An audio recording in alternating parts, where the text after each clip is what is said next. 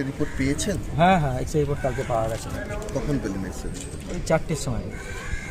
Sir, যে X ray রিপোর্টটা সেটা যখন আপনি পেয়েছেন ঠিক সেই সময়ে আবার তৃণমূলের তরফে একটা প্রেস কনফারেন্স করা হয়েছে, কারণ বারবার তাদের বক্তব্যে তারা অনড় আছেন যে ইন্দ্রানুজের যে আঘাতের কথা বলা হচ্ছে শিক্ষামন্ত্রীর গাড়ির তলায়, সেটা ঠিক নয়। এক্স রে রিপোর্ট কি দেখলেন, কি আছে? আমি কোনো রাজনৈতিক তরজাতে যেতে চাই না, কারণ রাজনৈতিক তরজা যারা রাজনৈতিক লোকজন তারা করুন। আমি যেটাকে সবচাইতে বেশি সম্মানীয় বলে মনে করি সেটা হচ্ছে আমাদের মাননীয় শিক্ষামন্ত্রী, তিনি যে অ্যাপ্রোচটা দেখিয়েছেন সেই অ্যাপ্রোচটা হচ্ছে গিয়ে সঠিক। উনি অনুতপ্ত বিষয়টা নিয়ে দুঃখিত, সেটা হচ্ছে গিয়ে মেন।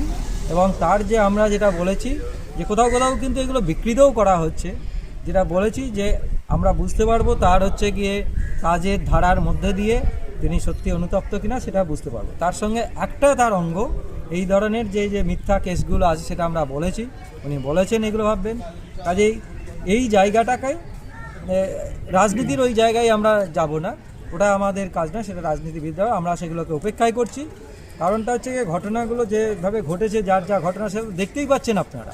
এটা নিয়ে তার নতুন করে বলার কোনো দরকার হয় না, আমাকে সেটাকে করার দরকার হয় না যে ওই ঘটনার মধ্যে যে সেই সময় ছিলই না, ও যে সময়টা ঘটেছে সেই সময় তারপর তো সেই সময় হসপিটালে ভর্তি, সেটা তো আপনারাই বুঝতে পারছেন, সেখানে তো আমার আর বলার কোনো দরকার হয় না।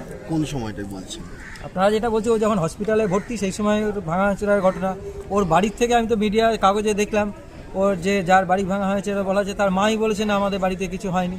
আমি তো এইদিকে এত তদন্ত করতে যাওয়ার মতো ক্ষমতা বা সময় আমার নেই, আমার ইচ্ছাও নেই। মানে ইন্দ্রানুজের বিরুদ্ধে মিথ্যে অভিযোগ দেওয়া হয়েছে? ইন্দ্রানুজের বিরুদ্ধে মিথ্যে, তার বন্ধুদের যাদের নামে এইগুলো আছে এই ধরনের অভিযোগগুলো মিথ্যে।